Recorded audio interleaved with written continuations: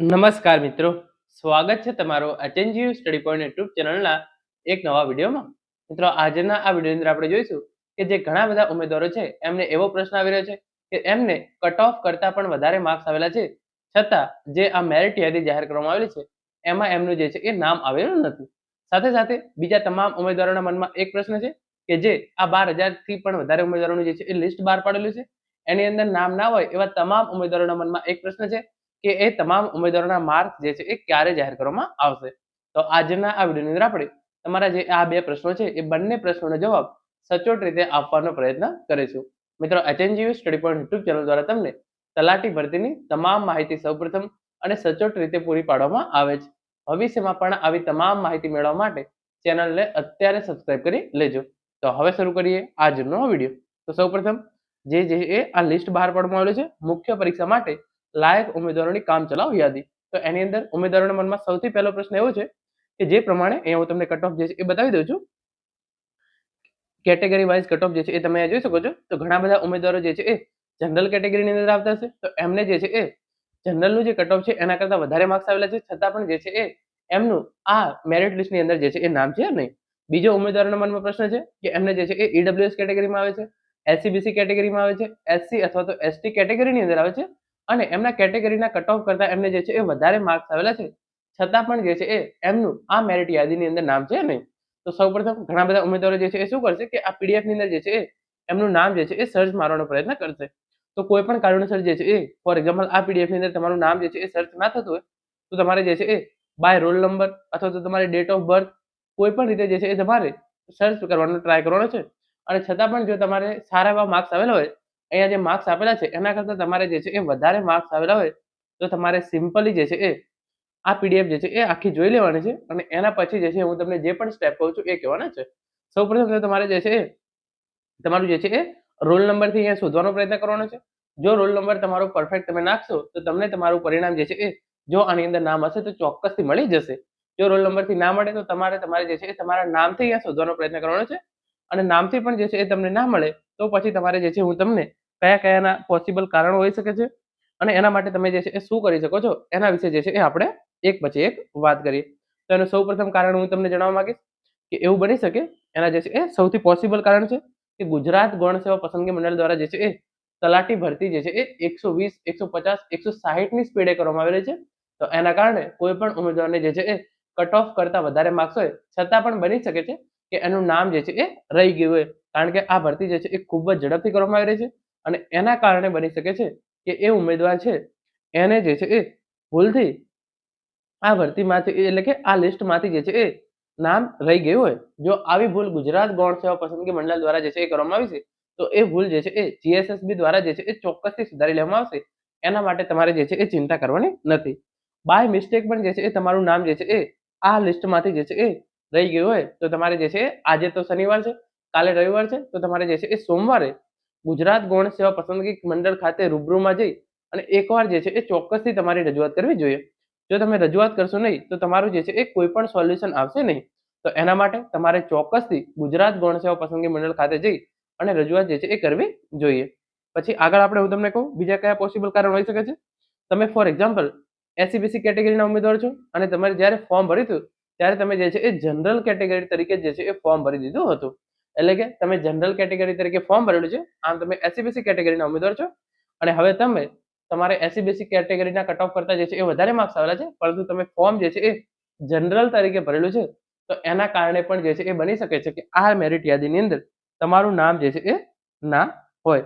પછી હવે ઘણા બધા ઉમેદવારોને જે છે એ એમને કઈ રીતે ખબર પડે કે મારા આટલા માર્ક્સ જે છે એ આવેલા છે, તો એ તમને જે છે એ ખ્યાલ આવશે ફાઇનલ આન્સર કીના પ્રમાણે. એટલે કે ફાઇનલ આન્સર કી પ્રમાણે તમે તમારા જે છે એ માર્ક્સ ગણેલા હશે. તો ઘણા બધા ઉમેદવારોને કહી દઉં કે 3 માર્ક્સ જે છે એટલે કે 3 ક્વેશ્ચન જે છે એ ઓલરેડી કેન્સલ કરી દેવામાં આવેલા છે. તો આ ક્વેશ્ચન કરેલા કેન્સલ માટે જે છે એ 1.0.25 એવા કંઈક જે છે એ તમામ પ્રશ્નોના જે છે એ વધારાના માર્ક્સ મળવાના હતા. સાથે સાથે જે નેગેટિવ માર્કિંગ છે એ 0.25 કંઈક એનાથી વધી ગયું છે. 0.25 થી જે છે એ વધારે નેગેટિવ માર્કિંગ જે છે એ કાપવામાં આવે છે. આ 3 પ્રશ્નો કેન્સલ થયા છે એના કારણે. તો આ તમામ પરિબળોને જો ધ્યાનમાં લેવામાં આવે અને તમે માત્ર ફાઇનલ આન્સર કી પ્રમાણે જે છે એ તમારા ક્વેશ્ચન ગણ્યા હોય અને તમે જે છે એ આ બંને ફેક્ટર જે છે એ ઇગ્નોર મારી દીધેલા હોય તો પણ બની શકે છે કે આ મેરિટ યાદીની અંદર તમારું નામ જે છે એ હોઈ શકે નહીં. અને તમામ કેટેગરીના ઉમેદવારોને જે છે એ કુલ જગ્યાના 5 ગણા જગ્યાઓ માટે જે છે એ આ જે છે એ ઉમેદવારોને બોલાવવામાં આવેલા છે. ફોર એક્ઝામ્પલ જનરલ કેટેગરીની જે છે એ કુલ જે છે એ 100 સીટ છે. આપણે માની લઈએ 1000 માની લઈએ, તો એના ગુણા 5 એટલે કે એના 5000 ઉમેદવારોને જે છે એ આ શું કહેવાય મુખ્ય પરીક્ષા માટે જે છે એ લાયક ગણવામાં આવેલા છે. તો જનરલ કેટેગરીની અંદર જે છે એ જે 1000 જગ્યાઓ ભરાય ત્યાં સુધીનું જે કટ ઓફ રાખવામાં આવેલું છે, અને એના જે છે એ એના 5 ગણા ઉમેદવારો છે એને જે છે એ મુખ્ય પરીક્ષા માટે લાયક ગણવામાં આવેલા છે. તો આ કારણોસર તમારું જે છે એ તમારા માર્ક્સ હોવા છતાં તમારું જે છે એ આની અંદર નામ આવી શક્યું નથી. પહેલું કે ગૌણ સેવા દ્વારા કોઈ પણ પ્રકારની ભૂલ થઈ હોય તો એ ભૂલ જે છે એ ચોક્કસથી સુધારી લેવામાં આવશે. તમારે એના માટે જે છે એ ચિંતા કરવાની જરૂર નથી. જો ગૌણ સેવા દ્વારા જ ભૂલ થઈ હોય છતાં પણ તમારે જે છે એ સોમવારે એકવાર ગુજરાત ગૌણ સેવા પસંદગી મંડળ ખાતે જઈ અને તમારી રજૂઆત જે છે એ કરવી જોઈએ. તમે કેટેગરીના ઉમેદવારો અને તમે જનરલ તરીકે ફોર્મ ભરી દીધું હોય અને હવે તમે જનરલનું કટ ઓફ ચેક કરતા હોય તો તમારું જે છે એ આ યાદીની અંદર નામ હશે નહીં. અને ફાઇનલ આન્સર કે પ્રમાણે તમે તમારા માર્ક જે છે એ ગણશો અને તમે જે છે એ જે આ 3 પ્રશ્નો કેન્સલ કરવામાં આવેલા છે અને એના પ્રો રેટા આધારે પ્લસ અને માર્ક્સ માઇનસ જે છે એ જે 197 પ્રશ્નો વધ્યા એના આપવામાં આવનાર છે. તો એના કારણે પણ જે છે એ તમારું આ લિસ્ટમાંથી નામ ના હોય તેવા ચાન્સીસ છે. હવે જે આપણો બીજો પ્રશ્ન હતો કે જે અહીંયા જે છે એ લિસ્ટ બહાર પાડવામાં આવેલું છે, તમે જોઈ શકો છો રોલ નંબર સાથે જે છે એ આખું લિસ્ટ બહાર પાડવામાં આવેલું છે અને તમામ ઉમેદવારોના જે છે એ માર્ક્સ જાહેર કરવામાં આવેલા છે. તમે છેક પીડીએફના અંત સુધી પહોંચી જશો તો કુલ કેટલા ઉમેદવારોનું લિસ્ટ બહાર પાડવામાં આવેલું છે? 12178 ઉમેદવારો છે કે જે મુખ્ય પરીક્ષા માટે લાયક થયેલા છે એમના જે છે એ માર્ક્સ જાહેર કરવામાં આવેલા છે. જે બીજા ઉમેદવારો છે અંદાજિત 2,95,000 જેટલા ઉમેદવારો જે છે એ પરીક્ષા આપી છે, તો એ તમામ ઉમેદવારોના માર્ક જે છે એ જાહેર કરવામાં આવેલા નથી. તો તમને ખબર છે એ પ્રમાણે 3 લાખ ઉમેદવારોના માર્ક જે છે એ માત્ર 13 દિવસની અંદર જ જાહેર કરી દેવા એ ખૂબ જ મોટું કામ છે. તો એટલે એની અંદર જે છે એ થોડો ઘણો ટાઈમ લાગી શકે છે. ગુજરાત ગૌણ સેવા પસંદગી મંડળ જે છે એ તલાટીની ભરતી જે છે એ ખૂબ જ ઝડપથી પૂરી કરવા માંગે છે. તો એના કારણે જે પણ ઉમેદવારો મુખ્ય પરીક્ષા માટે લાયક રહ્યા છે એમની જે છે એ યાદી બનાવી અને બહાર પાડી છે. કારણ કે આખા 3 લાખ ઉમેદવારોની જે છે એ યાદી તૈયાર કરવામાં અને એને જે છે એ પબ્લિશ કરવામાં થોડો વધારે સમય જે છે એ લાગી શકે છે. એના માટે જે છે એમણે ઉપર જ કહ્યું છે એ પ્રમાણે જે ફર્સ્ટ પેજ છે ત્યાં તમે જોઈ શકો છો ફાઇનલ આન્સર કીના આધારે ઉમેદવારોએ મેળવેલ ગુણના મેરિટ્સના આધારે કેટેગરી વાઇઝ ભરવાની થતી જગ્યાના 5 ગણા ઉમેદવારોને મુખ્ય પરીક્ષા માટે લાયક કરવામાં આવેલ છે. આ સાથે સામેલ છે તથા સ્પર્ધાત્મક પરીક્ષામાં હાજર રહેલ તમામ ઉમેદવારો મેળવેલ ગુણની બેઠક ક્રમાનુસારની યાદી હવે પછીથી પ્રસિદ્ધ કરવામાં આવશે. તો તમામ ઉમેદવારો જે 2,95,000 કરતા પણ વધારે ઉમેદવારો જે છે એ પ્રિલિમ્સ પરીક્ષાની અંદર હાજર રહ્યા છે એ તમામના માર્ક જે છે એ ચોક્કસથી જાહેર કરવામાં આવશે. પરંતુ એની અંદર જે છે એ થોડો ટાઈમ લાગી શકે છે. 10 થી 15 દિવસ જેવો જે છે એ ટાઈમ મને લાગે છે ત્યાં સુધી એ ચોક્કસથી લાગી શકે છે. કારણ કે 3 લાખ જેટલા ઉમેદવારોની યાદી તૈયાર કરવામાં થોડા 5 થી 10 દિવસ તો ચોક્કસથી લાગશે અને પછી એને આખરી ઓપ આપી અને આ યાદી જે છે એ 10 થી 15 દિવસ અંદર જે છે એ ગુજરાત ગૌણ સેવા પસંદગી મંડળ દ્વારા જે છે એ ચોક્કસથી જાહેર કરી દેવામાં આવશે. અને જે પ્રમાણે ગુજરાત ગૌણ સેવા પસંદગી મંડળ દ્વારા તલાટીની ભરતીની જે છે એ સ્પીડ છે એ જોતા અઠવાડિયાની અંદર પણ આ યાદી આવી જાય તો પણ જે છે એ કોઈ પણ પ્રકારની નવાઈ રહેશે નહીં.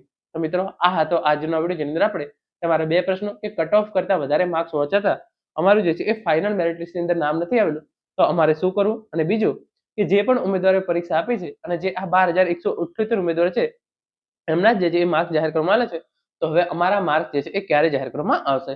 તો અઠવાડિયાથી 10 થી 15 દિવસની અંદર, અઠવાડિયાથી 2 અઠવાડિયાની અંદર તમારા માર્ક્સ જે છે એ ગુજરાત ગૌણ સેવા પસંદગી મંડળ દ્વારા ચોક્કસથી જાહેર કરી દેવામાં આવશે. મિત્રો આ હતો આજનો video. Thank you so much for watching.